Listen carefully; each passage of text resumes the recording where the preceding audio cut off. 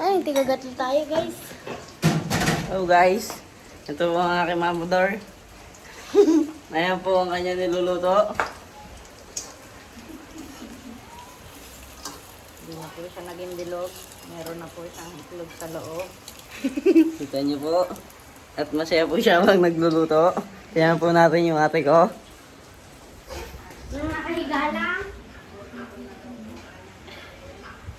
Saka ito po ang ating father.